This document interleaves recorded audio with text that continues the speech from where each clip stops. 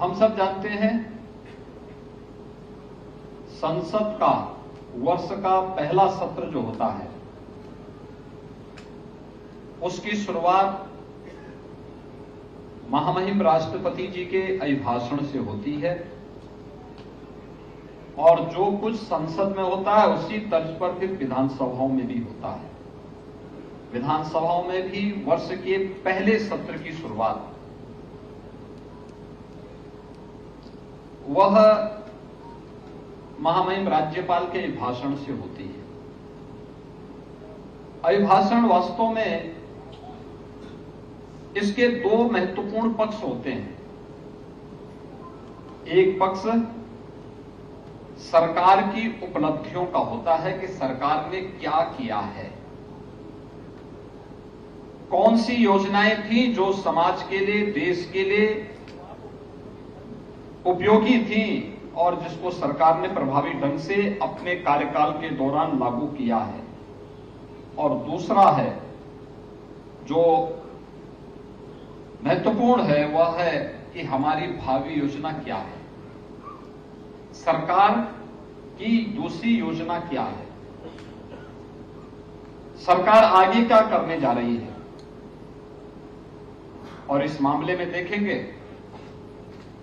आपने अभिभाषण को देखा होगा, राष्ट्रीय परिप्रेक्ष्य में, पूरे देश के परिप्रेक्ष्य में पिछले लगभग 9 वर्ष के दौरान आदरणीय प्रधानमंत्री श्री नरेंद्र मोदी जी के नेतृत्व में जीवन के प्रत्येक क्षेत्र में भारत ने एक लंबी छलांग लगाई है। हर एक क्षेत्र में, वह खेती किसानी का से लेकर के किए जा रहे नए नए यहां पर नवाचार से संबंधित कोई मामला हो, परिवर्तन से संबंधित कोई मामला हो, उनके उत्थान और उनकी आय को कई गुना बढ़ाने से संबंधित कोई कार्य हो, या फिर निजी क्षेत्र को निजी सैटेलाइट के माध्यम से अंतरिक्ष तक की यात्रा के लिए प्रेरित करने का कार्य रहा हो, एक लंबी छलांग भारत ने लगाई है। लोक कल्याणकारी कार्यक्रमों का एक लंबी श्रृंखला देश के अंदर प्रारंभ हुई है। आज हम सब इस बात को देखते हैं। हम लोग जब सांसद बने थे 1998 में, तब हम लोगों को 100 रसोई गैस के कनेक्शन मिलते थे। अनुमान कर सकते हैं एक संसदीय क्षेत्र में जहां पर 20 लाख की आबादी उस समय रही होगी, 100 कनेक्शन से कितने लोगों को उससे लाभान्वित कर सकते थे। और आज आप देखते होंगे कि हर परिवार को फ्री में रसोई गैस के कनेक्शन उपलब्ध करवा दिए गए हैं, जिन लोगों ने कभी नहीं देखा। विगत यानी 2016 से योजना चली और 2016 से 2023 के बीच में जब हम यहां पर खड़े हैं, आज देश के अंदर करोड़ों परिवार ऐसे हैं। अकेले उत्तर प्रदेश के अंदर ही हम देखते हैं 1,74,00,000 परिवारों को प्रधानमंत्री उज्ज्वला योजना में फ्री में रसोई गैस के कनेक्शन मिले हैं। उससे पहले यह सुविधा उपलब्ध करवाई गई थी कि कोई भी व्यक्ति जाएगा, आप बंधन नहीं होगा कि किसको देंगे किसको नहीं देंगे, उसके लिए सिफारिश की आवश्यकता नहीं। आवास योजना में भी 20,000 रुपए आवास के मिलते थे ग्रामीण क्षेत्र में, प्रधानमंत्री आवास योजना में। आज ग्रामीण क्षेत्र में 1,20,000 रुपए आवास के लिए, 12,000 रुपए शौचालय के लिए, 90 दिन की मनरेगा की मजदूरी के बराबर मानते यह आज ग्रामीण क्षेत्र में उपलब्ध करवाने का कार्य प्रधानमंत्री आवास योजना में हर लाभार्थी परिवार को किया जा रहा है। और जो लोग प्रधानमंत्री आवास योजना से लाभान्वित नहीं हो पा रहे हैं, उनके लिए मुख्यमंत्री आवास योजना प्रारंभ की गई है। आगे भी हम इस तरीके के प्रयास करते रहेंगे। शहरी क्षेत्र में यह राशि 2.5 लाख रुपए की हो गई। संख्या में बेसिक पहले शहरी क्षेत्र के लिए कोई योजना नहीं होती थी। और अगर आप देश के अंदर उत्तर प्रदेश के अंदर देखेंगे तो इसमें उत्तर प्रदेश में 52,77,000 परिवारों को इस सुविधा का लाभ दिया गया है। देश के अंदर 3.5 करोड़ परिवार प्रधानमंत्री आवास योजना से लाभान्वित हुए हैं। ऐसे ही तमाम स्कीम है जो पहले नहीं मिल पाती थी, लेकिन विगत 9 वर्ष के दौरान बिना भेदभाव के मिलती हुई दिखाई दी है।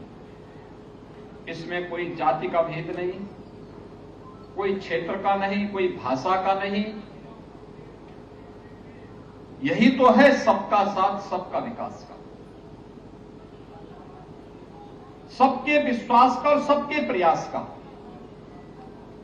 शासन की योजना सबको मिलेगी, योजना के साथ जोड़ने का जो अभिनव प्रयास हुआ, उन्हीं सब बातों को इस अभिभाषण के माध्यम से प्रस्तुत भी किया गया। आप याद करिए, कभी स्वर्गीय राजीव गांधी जी ने बात कही थी, अपनी लाचारगी दिखाई थी कि हम 100 पैसा भेजते हैं और नीचे 15 पैसा ही प्राप्त हो पाता है। 85 पैसा बीच के दलाल खा जाते थे, एजेंट खा जाते थे, गरीब को नहीं मिल पाता था, लाभार्थी को नहीं मिल पाता था। यहां तक कि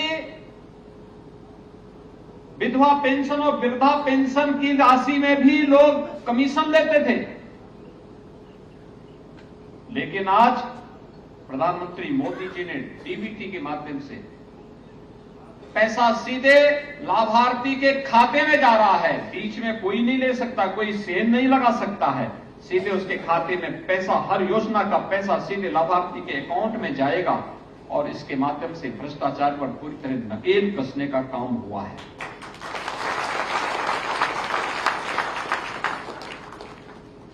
सामान्य दिनों में सरकार अपनी योजना बनाती है, लेकिन विपत्ति के समय भी सरकार किस मजबूती के साथ खड़ी रही, इसका उदाहरण आप सबके सामने। फ्री में टेस्ट, फ्री में उपचार, फ्री में वैक्सीन। उत्तर प्रदेश के अंदर 40 करोड़ वैक्सीन की डोजेस दी जा चुकी हैं और देश के अंदर 220 करोड़ वैक्सीन की डोजेस फ्री में देशवासियों को प्राप्त हुई है। इतना बड़ा वैक्सीन का ड्राइव दुनिया के अंदर कहीं और नहीं मिला है, कहीं नहीं देखने को मिला है, और इतना सिस्टमैटिक तरीके से नहीं मिला। दुनिया के अंदर बड़े बड़े देश हैं, बड़ी बड़ी महाशक्तियां हैं, लेकिन इतना सिस्टमैटिक तरीके से वैक्सीन के लिए कहीं कोई आपाधापी नहीं, हर व्यक्ति को मिला।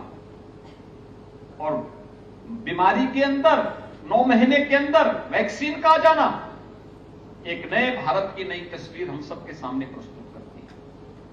हम सब जानते हैं वैक्सीन, कोरोना आया, प्रधानमंत्री जी 2 स्वदेशी वैक्सीन लेके आ गए जो दुनिया की सबसे प्रभावी वैक्सीन है, और यह क्षेत्र इंसेफ्लाइटिस से जूझता रहा। 1977 से लेकर 2017 तक 40 वर्षों तक पूर्वी उत्तर प्रदेश का मासूम दम तोड़ता रहा।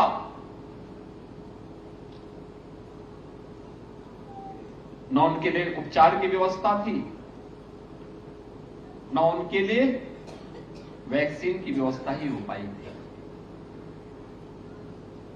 वैक्सीन 2005-6 में आई, वह भी विदेश से आई, लेकिन कोरोना जैसी महामारी के दौरान 9वें महीने वैक्सीन हर व्यक्ति को उपलब्ध होना प्रारंभ हो गया था। यह है सरकार की संवेदनशीलता।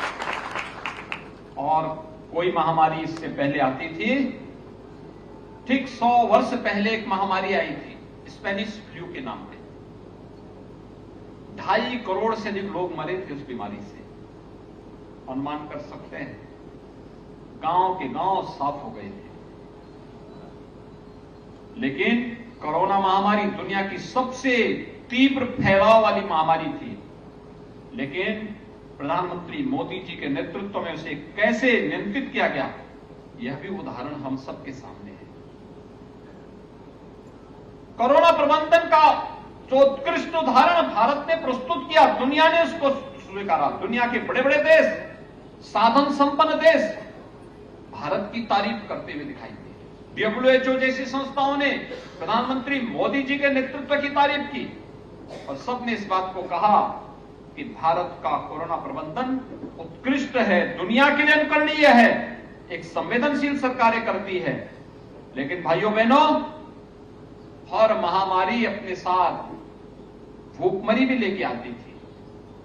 भूख से होने वाली मौत, क्योंकि जब हर व्यक्ति अपने लिए आबादी में बचाव के लिए उपाय करेगा, बाकी सब कुछ बंद हो जाता था। लेकिन कोरोना महामारी का सामना भी किया, दवा भी दी, वैक्सीन भी लेके आए और वैक्सीन लेने के साथ साथ यह भी व्यवस्था सुनिश्चित की कि कोई भूखों न मरने पाए। उत्तर प्रदेश के अंदर 15 करोड़ लोगों को फ्री में राशन और देश के अंदर 80 करोड़ लोगों को फ्री में राशन की सुविधा उपलब्ध करवाने का कार्य प्रधानमंत्री मोदी जी के नेतृत्व में डबल इंजन सरकार ने किया है। यही तो लाभ है। हर व्यक्ति की जरूरतमंद के साथ सरकार खड़ी रही। हर एक क्षेत्र में, क्या गांव के लिए, क्या गरीब के लिए, क्या किसान के लिए, क्या नौजवान के लिए, क्या महिलाओं के लिए, समाज का हर तबका इससे लाभान्वित होता हुआ दिखाई दिया। आज उसके परिणाम हम सबके सामने हैं। भारत का वैश्विक मंच पर आज दबदबा बढ़ा है। आपने देखा होगा अफगानिस्तान में जब अमेरिका भागा तो वहां सहायता के लिए भारत की ओर सब लोग देखने लगे। रूस और यूक्रेन के युद्ध में जब दुनिया के लोग वहां फंसे हुए थे, उन्हें सुरक्षित निकालने की जब बात हुई तो प्रधानमंत्री मोदी जी के आह्वान पर दोनों देशों ने शीश उठाया। भारत अपने नागरिकों को सुरक्षित वापस निकालने में सफल हुआ और परिणाम क्या था? आज हर व्यक्ति इस बात को कहता है कि रूस और यूक्रेन का युद्ध हो या दुनिया के अंदर कहीं भी, प्रधानमंत्री मोदी जी की पहल का इंतजार हर एक देश को होता है, हर एक देश को होता है। आज भारत की सामर्थ्य की कहीं कमाल है। आपने देखा होगा पिछले एक सप्ताह में पहले इटली के प्रधानमंत्री जी आए, फिर ऑस्ट्रेलिया के प्रधानमंत्री जी आए, अभी 21-22 में जापान के प्रधानमंत्री जी भारत आ रहे हैं, भारत की यात्रा कर रहे हैं। ये नए भारत की नई तस्वीर है।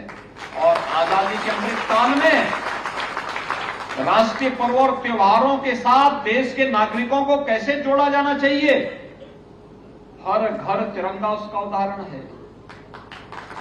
भारत की आन, मान और शान का प्रतीक तिरंगा। और यही तो प्रधानमंत्री मोदी जी ने कहा आजादी के अमृत महोत्सव में, पंच प्रण की बात की उन्होंने प्रत्येक नागरिक से। ये पंच प्रण क्या है? ये पंच प्रण है एक विकसित भारत का निर्माण करना, हमारे संकल्प का हिस्सा होना चाहिए। पंच प्रण का विकसित भारत के निर्माण का, गुलामी के अंश को सर्वथा समाप्त करना, विरासत का सम्मान करना। विरासत का ही सम्मान है अयोध्या में भगवान राम के भव्य मंदिर का निर्माण, काशी में काशी विश्वनाथ धाम का निर्माण, केदारनाथ में केदारनाथ धाम का निर्माण, महाकाल में महालोक का निर्माण। ये सभी विरासत का ही सम्मान है। आजादी के उन क्रांतिकारियों का सम्मान विरासत का सम्मान है।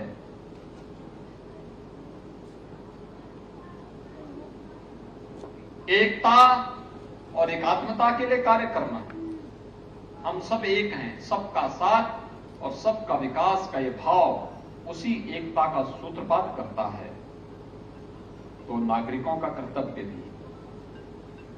ये संविधान, हमारा संविधान हमें केवल अधिकार की बात नहीं करता है, हमारा संविधान हमें हमारे कर्तव्यों का एहसास भी कराता है कि हमारा अपने राष्ट्र के प्रति, अपने देश के प्रति क्या कर्तव्य हैं, इन कर्तव्यों का एहसास भी कराता है। G20 जैसे देशों का नेतृत्व आज भारत कर रहा है आजादी के अमृत महोत्सव, अमृत काल के अंदर। ये भारत के सामर्थ्य को प्रदर्शित करता है। और इसलिए जब हम सब आज प्रत्येक शक्ति केंद्र में महामहिम राष्ट्रपति जी के इस भाषण को वाचन कर रहे हैं, उसको पढ़ रहे हैं, तब हमारे सामने बातें सामने स्पष्ट होती हैं। एक तरफ वैश्विक मंच पर बढ़ती हुई भारत की ताकत का, भारत के गौरवगान की यशोगाथा दुनिया गा रही है, वहीं दूसरी तरफ कुछ लोग हैं जो भारत को वैश्विक मंच पर वह सम्मान नहीं देना चाहते। वे हमेशा जब भारत के बाहर रहते हैं तो दुनिया में जाके भारत की क्रिटिसाइज करते हैं, भारत की आलोचना करते हैं, भारत के लोकतंत्र को कोसते हैं। और कोसने वाले कौन लोग हैं? जिन लोगों ने स्वयं जब उन्हें अवसर मिला था लोकतंत्र के गले को घोंटने में कोई कोर कसर नहीं छोड़ी। ये वही लोग हैं, ये लोकतंत्र की दुहाई वे लोग दे रहे हैं जिन्होंने लोकतंत्र के गले को दबाने में किसी प्रकार की कोई कोताही नहीं बरती। दुनिया में जाते हैं भारत की बुराई करते हैं, भारत में आते हैं तो केरल में जाएंगे तो उत्तर प्रदेश की बुराई करेंगे, और दिल्ली में आएंगे तो केरल की बुराई करेंगे। ये इन लोगों की फितरत है, इसलिए इन चेहरों को देखने की आवश्यकता है।